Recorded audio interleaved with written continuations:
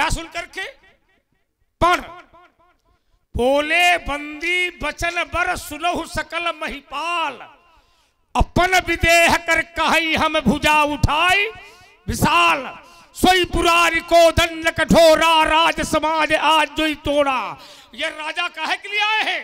तो कहा द्वीप द्वीप के भूपति नाना, और आए सुनी हम जो पन।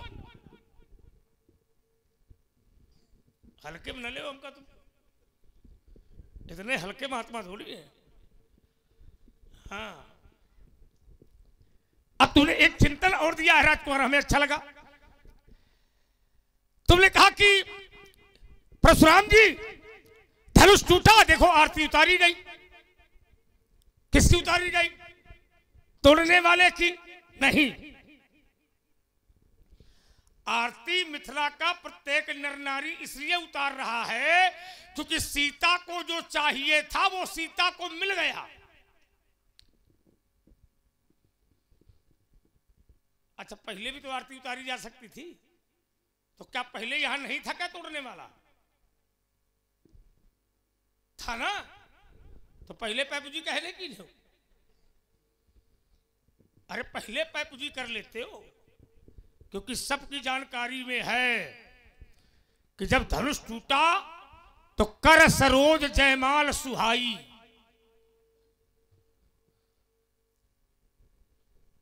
सी जयमाल अमुख उर्मेली, उसको पढ़िए। आरती इन लोगों ने इसलिए नहीं उतारी है कि धनुष तोड़ा गया है, उसने तोड़ दिया। सीता को जो चाहिए था वो सीता को मिल गया।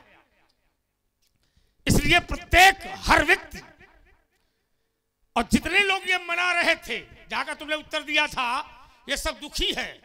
दुखी क्यों है? क्योंकि उनका विश्वास अंदर से डगमगा रहा है। पता नहीं टूटा है कि ना टूटा है, टूटा है कि ना टूटा है। अरे जब सीता का विश्वास डगमगा रहा है, जय गज बदन खरानन माता, क्यों? सीता का हृदय डगमगा रहा है कि जिसको मैं पाना चाहती हूं, पता नहीं वो तोड़ पावे कि न तोड़ पावे, क्योंकि गरुड़ कठोर विदित सब काहू। शंकर का धनुष इतना कठोर है कि भूप सहस दस एक ही बारा, और लगे उठावन पर टरही ना। अब वो बार बार माता से विनती कर रही, बैठे बैठे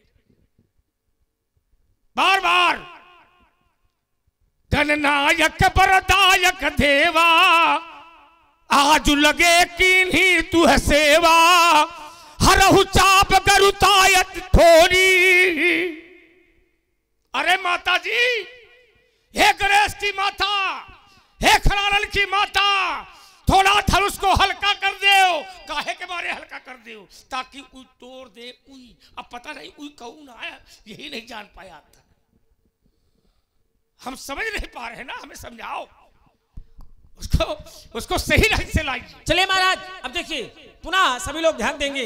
एक छोटी बात कह दे, तुमने बड़ा आरोप लगा दिया हमारे ऊपर। बिल्कुल कहिए, कहिए। और लोगों के अंदर वो संशय बैठ गया है। कहिए। तुमने कहा कि लड़का लक्ष्मण के तक हो जाए, इनके तक हो जाए, इशारा हमारी ओर कर दिया, और बोले महतारी ही का निपटा दे। तो यह बढ़िया तुम्हारा रहा। परशुराम के चरित्र को सुना जा सकता है, लेकिन जीवन में उतारा नहीं जा सकता। परशुराम के चरित्र को कान से सुन लीजिए, लेकिन जीवन में उतारिए नहीं। परशुराम ने अपनी माता को मारा, यह बात बिल्कुल 100% तुम्हारी सही है। अपने 4 बड़े भाइयों को भी मारा, और एक साथ में मारा। पिता के आदेश पर मारा, पिता की आज्ञा पर मैंने माता का सर काटा, 4 भाइयों के सर काटे, लेकिन उसमें वरदान है, उसमें आशीर्वाद है पिता का। मैंने माता को मारा, मैंने जिंदा कर लिया। मेरे 4 भाई मर गए, जिंदा कर लिया। मेरे पिताजी मर गए, मैंने जिंदा कर लिया। मेरे बाबा मर गए, मैंने जिंदा कर लिया। और तू अपनी महतारी को मार, इसके बाद जिंदा करके दिखा। तेरे 7 पुरखों की चुनौती है।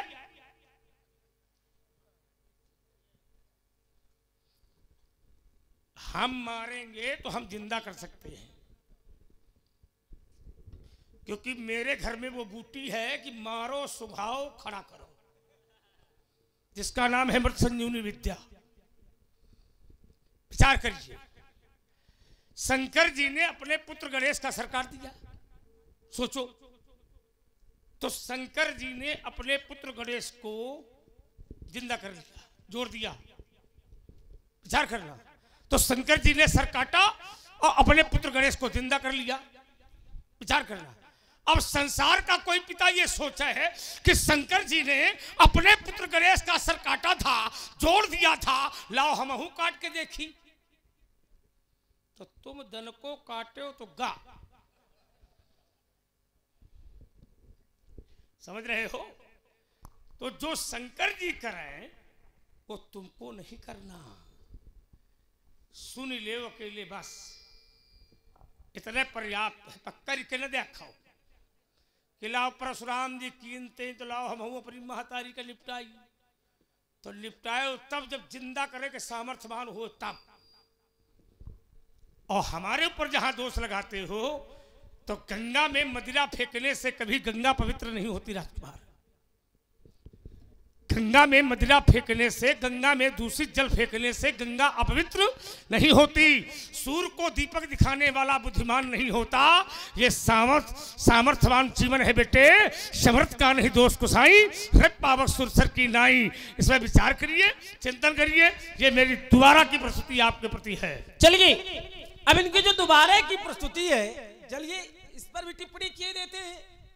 परशुराम जी ने कहा कि राजकुमार, हमने अगर अपनी माता को मारा तो हमारे जीवित करने की सामर्थ्य थी, तब हमने मारा। अच्छा, ईमानदारी से बताइए, जीवित करना विषय अलग है, जीवित करना विषय अलग है, लेकिन माता पर हाथ उठाना, इसको आप अनुचित कहेंगे कि उचित कहेंगे? विचार करिए।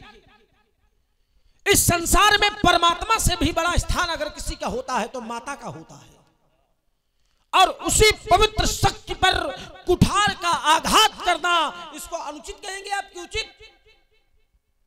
बोले हमने जीवित कर लिया था।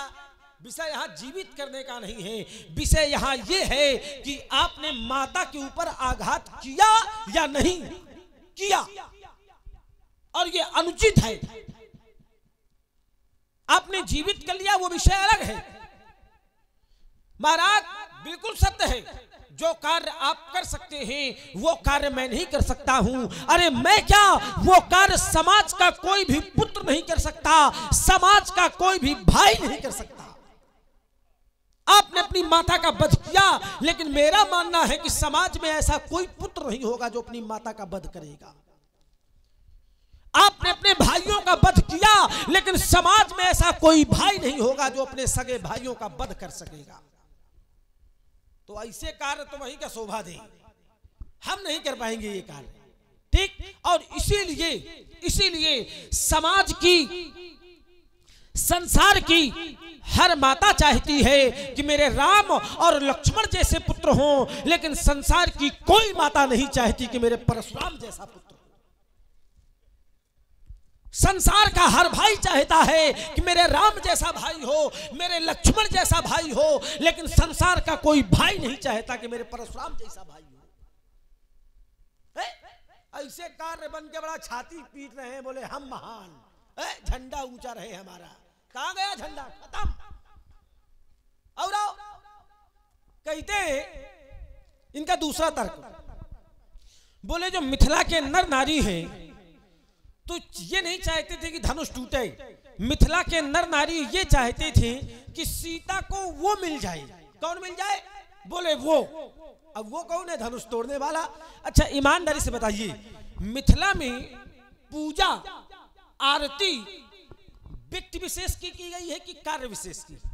विचार करिएगा। व्यक्ति विशेष, व्यक्ति विशेष यानी एक व्यक्ति ऐसा है जिसको सारा संसार चाहता है कि ये हमें मिल जाए, ये हो गया व्यक्ति विशेष। और कार्य विशेष कि जब धनुष टूट जाए, जो भी धनुष को तोड़ दे वो हमारा है, उसकी पूजा की जाएगी, संसार में उसका नाम होगा, ये कार्य विशेष हो गया। तो मिथिला में आधार कार्य विशेष है कि व्यक्ति विशेष है? विचार करिए। मिथिला में जो मुख्य है, तो मिथिला में मुख्य व्यक्ति विशेष नहीं है, कार्य विशेष है। अगर मिथिला में मुख्य व्यक्ति विशेष होता तो फिर व्यक्ति विशेष की आरती पहले कर दी जाती, माला पहले पहना दिया जाता। अगर व्यक्ति विशेष होता ना, महाराज जनक के बंदी ने कहा है कि 100 पुरारी को दंड कठोरा, राज समाज आज जही तोड़ा। जही माने, जही माने ये नगर इतना सहज भी नहीं है, बड़े सुंदर लोग हैं यहाँ के, सुधी श्रोता है और दो दो भगवान के चरित्र होते हैं। और ये देखिए प्रायः बहुत बड़े बड़े धनाढ्य ग्राम पड़े हैं जहाँ बहुत बड़े बड़े धनवान हैं, लेकिन एक लीला नहीं करवा पाते। अब इस ग्राम में तो दो दो लीलाएं होती हैं, दोनों अपनी अपनी जगह बढ़िया होती हैं, और फिर भगवान का चरित्र तो सदैव बढ़िया होता है। ठीक महाराज, तो राज समाज आज जही तोड़ा, जो भी तोड़ देगा, त्रिभुवन जय समेत वैदेही, अब बिना ही विचार बरे हट। यहां पर कार्य विशेष की पूजा है कि मिथिला में आज जो भी धनुष को तोड़ देगा, सीता का विवाह है उसी से कर दिया जाएगा। और तभी जब धनुष टूटा तब सब जय जयकार हुई। अच्छा, ये विषय अलग है कि धनुष उसी के द्वारा टूटा जिसके द्वारा ये चाहते थे, ये विषय अलग है, लेकिन यहां पर आधार कार्य विशेष है, व्यक्ति विशेष नहीं। और ये आपने कहा कि ये राजा प्रण सुन के आए हैं, मैंने ये तो कहा नहीं था कि ये राजा क्या सुन के आए हैं, मैंने ये कहा था कि आप लोग क्या सुन के आए हैं। ठीक, और ये मैं इनको राजा नहीं, इनको मैं यहाँ का प्रवासी मानता हूं।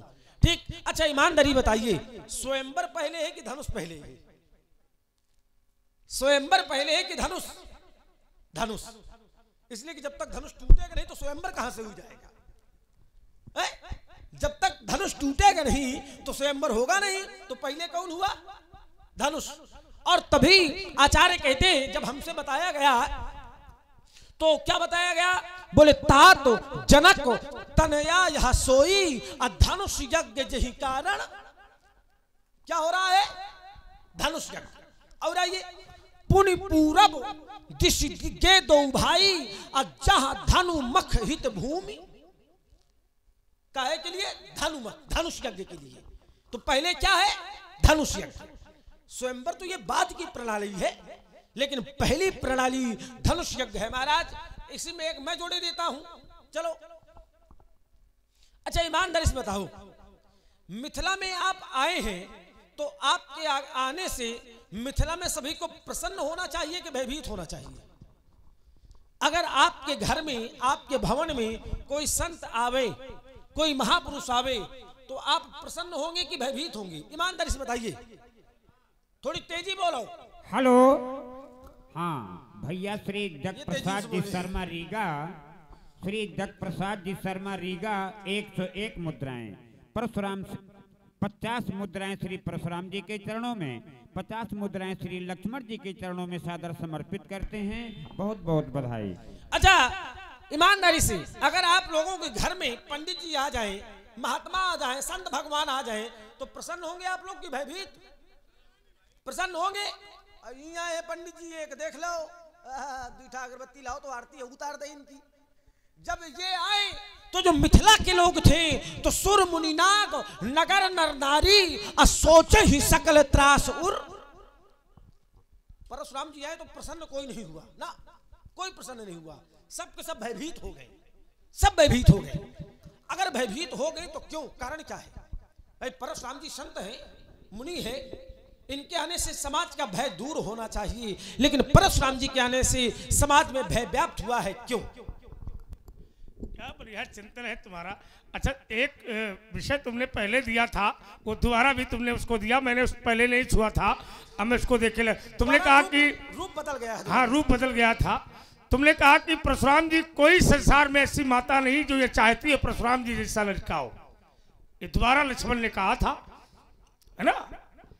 देखो, सबसे पहले तो वो गर्भ ही नहीं बना है जो परशुराम को पैदा कर सके।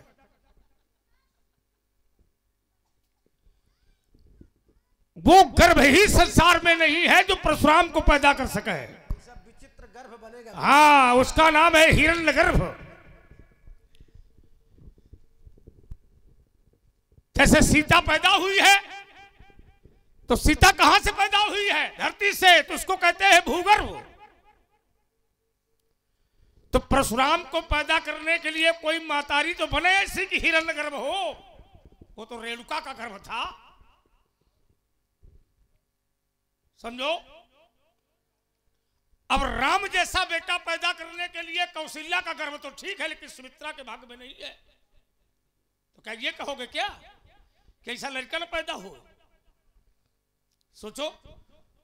और फिर तुमने कहा कि कोई भाई नहीं चाहता है परशुराम जैसा भाई हमारा हो। अहिंसा, अहिंसा परमो धर्मा पर ध्यान देना जरा। मेरे जीवन काल में भेद की कोई मात्रा नहीं लिखी है,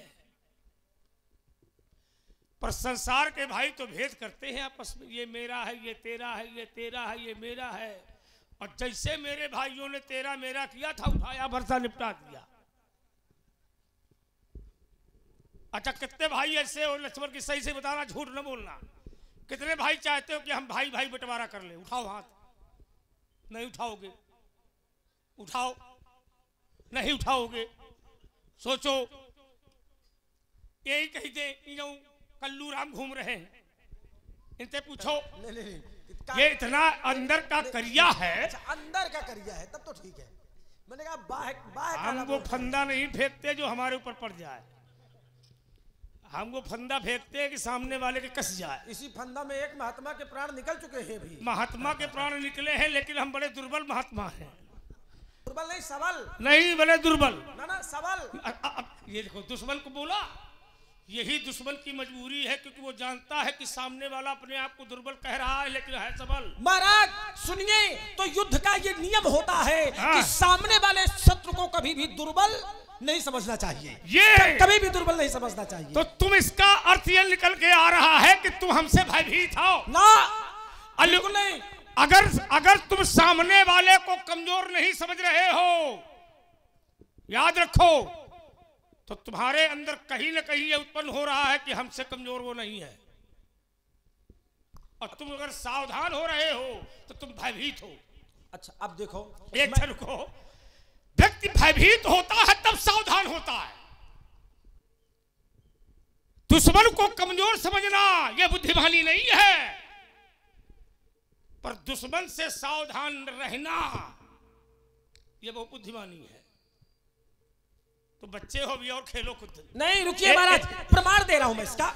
अब देखो, परशुराम जी कहते हैं कि अगर आप सामने वाले को कमजोर नहीं समझेंगे, शत्रु को कमजोर नहीं समझेंगे, तो इसका अर्थ ये है कि आप दुर्बल हो। मैं कहता हूं कि युद्ध की ये नीति है कि किन किन को छोटा नहीं मानना चाहिए।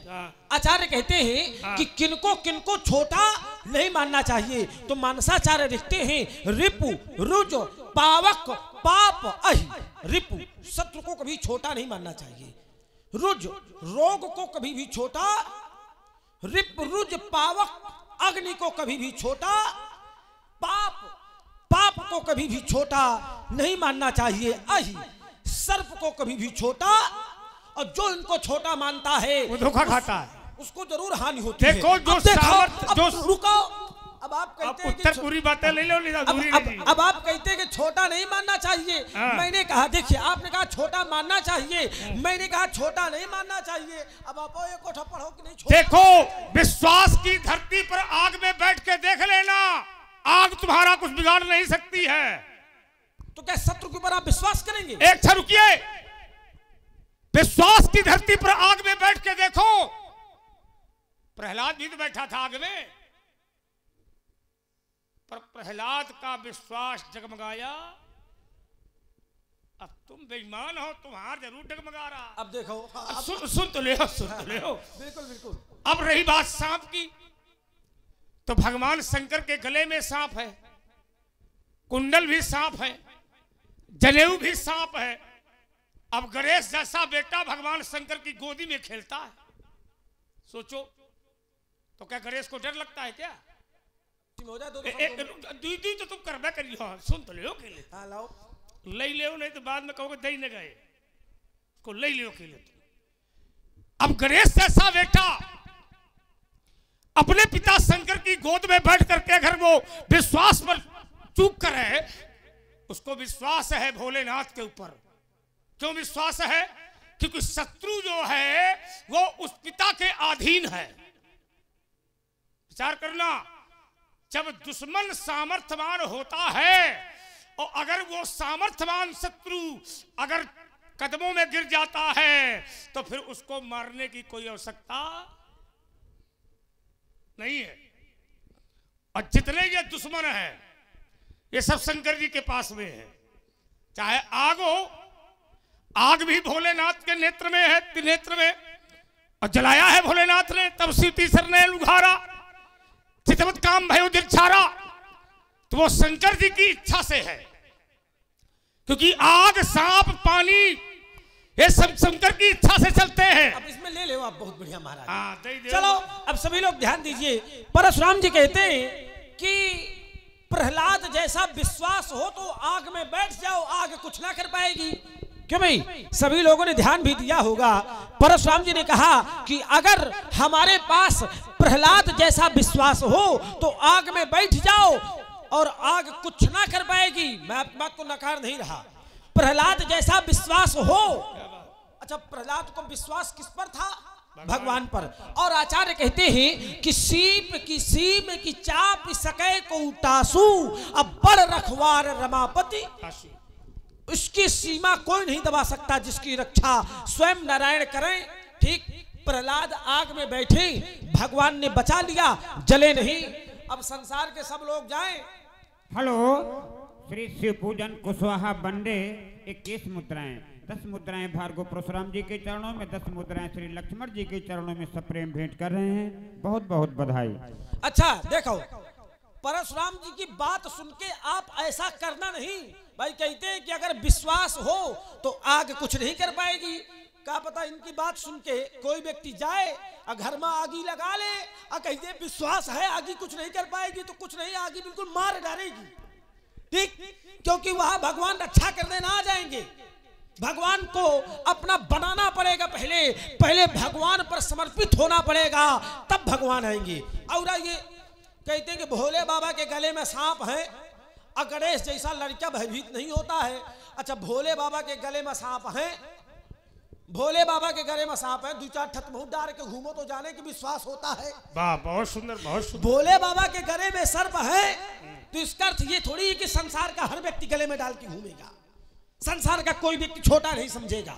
संसार से देखिए, भोले बाबा शमशान की राख लगाते हैं, भस्म लगाते हैं, तो कहा सब लोग राख लगा के भस्म लगा के घर पहुंचेंगे? दिगंबर, बहुत। अगर भोले बाबा लगाए ठीक, लेकिन अगर ये लोग लगा के पहुंच जाए तो घर में ना घुसे पावे।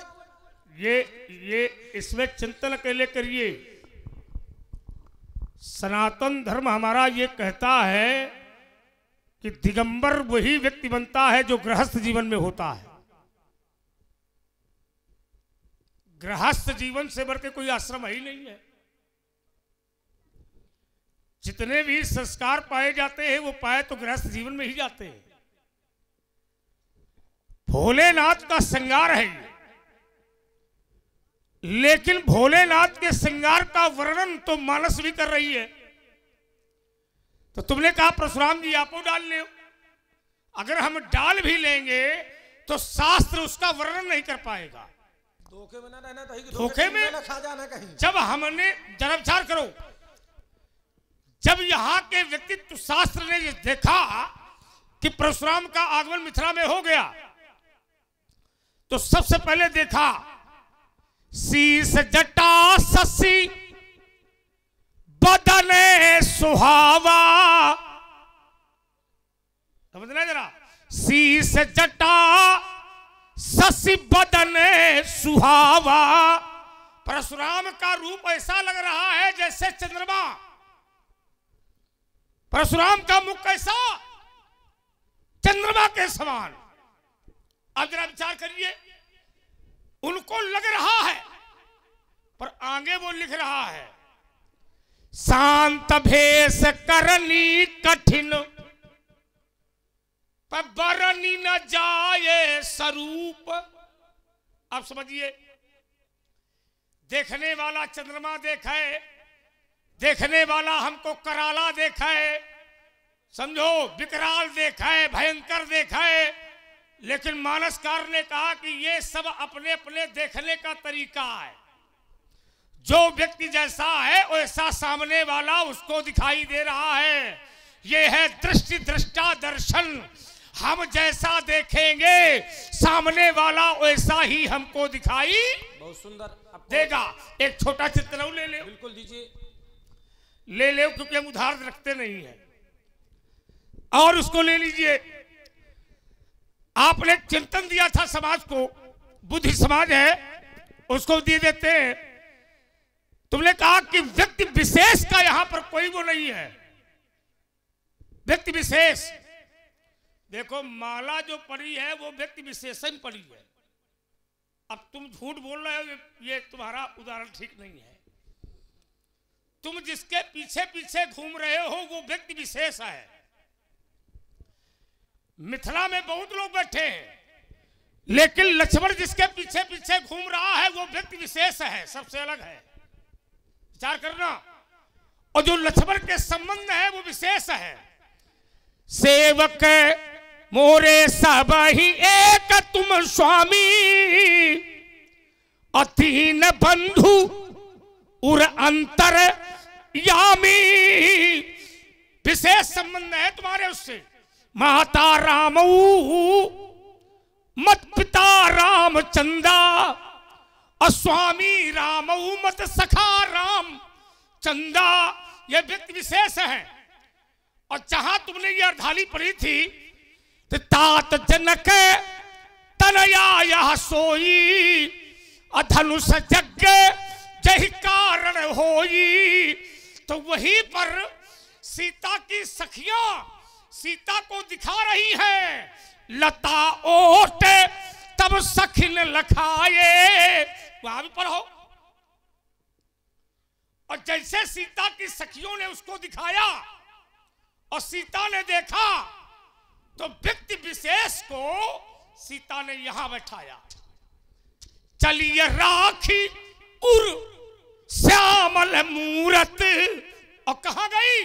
गई भवानी भवन बहोरी। अब माता के दरबार में गई और खुल करके सीता ने कहा, जय जय गिरिवर राज किशोरी, और जय महेश मुखचंद चकोरी। मोर मनोरथ जालहुनी के।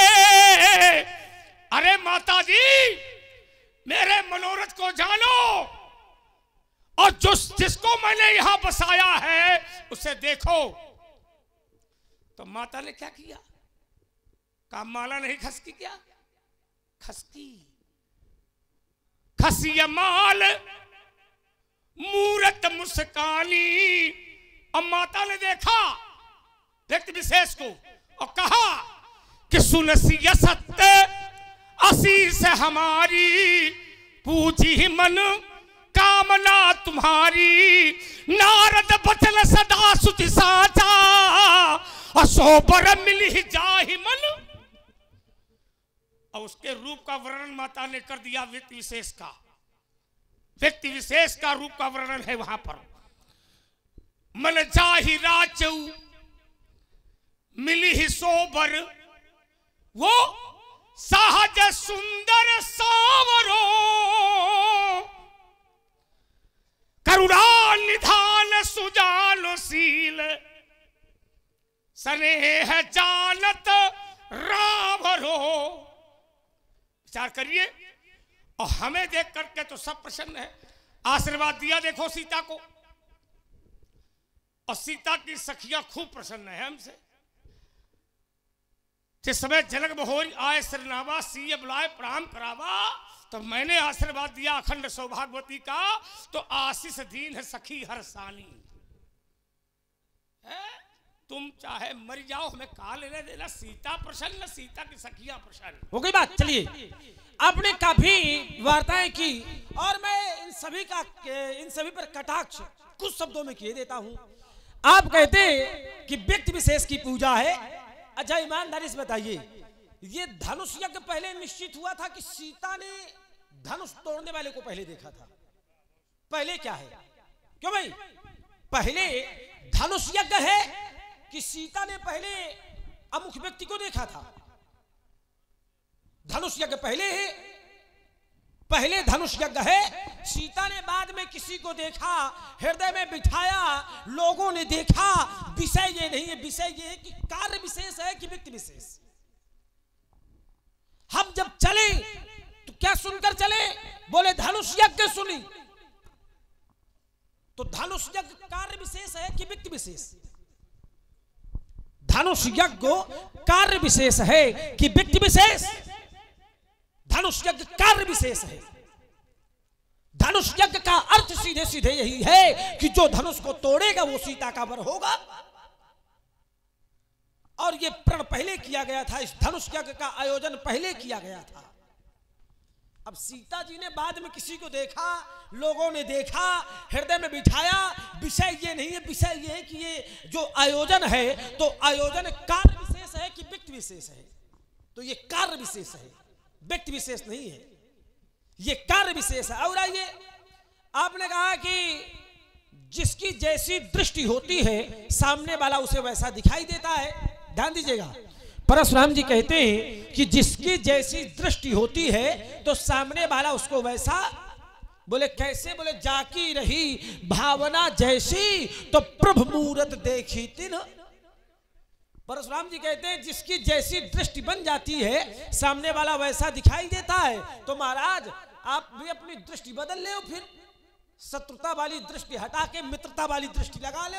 हेलो, हाँ, श्री राजा बाबूजी मिश्रा गोखिया निवासी 101 रुपए 50 मुद्राएं श्री परशुराम जी के चरणों में, 50 मुद्राएं श्री लक्ष्मण जी के चरणों में सप्रेम भेंट कर रहे हैं। भैया जी को बहुत बहुत धन्यवाद। एवं ठाकुर श्री पूर्ण सिंह जी बंडे 201 रुपए रामलीला समिति के लिए, एवं बिंदा रैकवार 51 रुपए रामलीला समिति के लिए, हर दिन विश्वकर्मा बंडे 51 रुपए रामलीला समिति के लिए, एवं राजा बाबू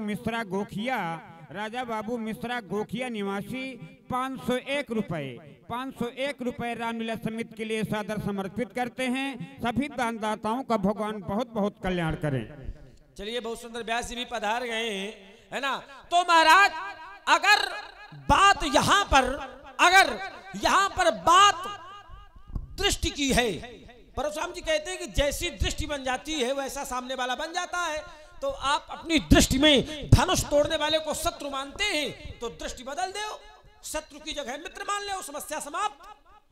आप सीधे सीधे अर्धाली पढ़ते हैं, क्या समाने व्यास जी? बोले आशीष दीन हो,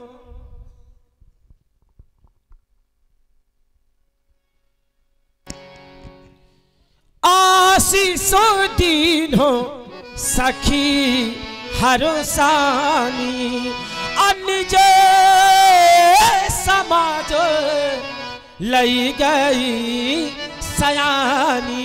परशुराम जी कहते हैं कि हमारे आगमन से यहाँ की सखियां प्रसन्न है। कौन प्रसन्न है?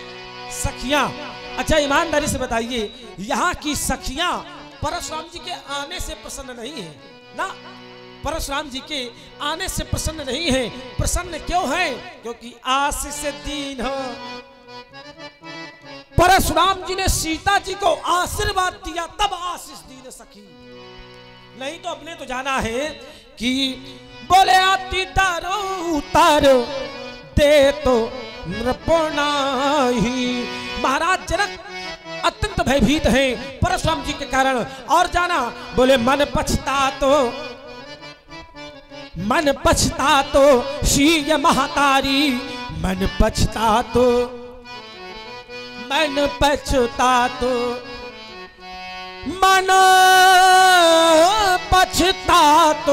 शीय महातारी, अपिधि अबो सबरी बातो। माता सुनैना कहती हैं कि विधाता ने जो बात बनी थी तो परशुराम जी के आने से वो बनी बनाई बात बिगड़ गई। ईमानदारी से बताओ, ईमानदारी से आप लोग बताइए कि जिसके आने से बनी बनाई बात बिगड़ जाए वो व्यक्ति अच्छा होता है कि बुरा होता है? क्यों भाई, क्या होता है? थोड़ी तेजी बोलो। जब ने बोली वही तो हमारी चौपाई पर हुई पे हाँ। बात हो गई अब तो। देखो, परशुराम के आगमन से बात बिगड़ी नहीं, बात बनी। ऐसा है, अगर बनी है तो हम धनुष उठा लेंगे। सुन ले, पहले तुम धनुष तो तुम उठाओगे, हमें मालूम है। परशुराम के आगमन से बात बनी है, ना कि बात बिगड़ी है। मानस का अध्ययन ये है। सीता की माता चाहती तो परशुराम को दोषी मान देती, लेकिन सुनैना ने परशुराम को दोषी नहीं कहा। मन पछतात सिया तारी, अब विधि अब सबरी। परशुराम को दोषी कहा नहीं जा सकता। शास्त्र पुराण ये कहते ही नहीं कि परशुराम दोषी है। अभी थोड़ी देर पहले जिससे तुम लोगों ने कहा कि माता को मारना अनुचित है, विचार करना, लेकिन शास्त्र कहता है कि परशुराम ने माता को मारा तो 18 पुराण, 6 शास्त्र, 4 वेद, किसी ने दोषी परशुराम को। हेलो, हाँ, श्री केशव प्रसाद कुशवाहा लच्छीबारी दोनों स्वरूपों को चरणों में गेरे गेरे रुपया। श्री राम किशोर फदाली पुरवा दोनों स्वरूपों के चरणों में गेरे गेरे रुपया। श्री बिहारी गौतम जी पुनाहुर दोनों स्वरूपों के चरणों में 25-25 मुद्राएं सादर समर्पित करते हैं। बहुत बहुत धन्यवाद। और रही बात जनक की राजकुमार, तो देखो सम्मान सम्मान है, और डरा उसी से जाता है जिसका कोई सम्मान होता है। पिता के सामने बेटा डरे, गुरु के सामने चेला डरे, ये तो अच्छी बात है। अनुशासन में रह करके अगर भय नहीं है तो अनुशासन का है। अरे स्वयं ये तो इतना डरता है कि अनुशासन मांग रहा था, ये अनुशासन मांग रहा था, लेकिन इसको मिला नहीं व्यास जी। अरे लक्ष्मण माने क्या होता है बताओ? लक्ष्मण माने कुछ होता है क्या? लक्ष्मण माने कुछ नहीं भाई। लक्ष्मण के पास ना बल है, ना प्रताप है, ना महिमा है, ना कुछ नहीं है।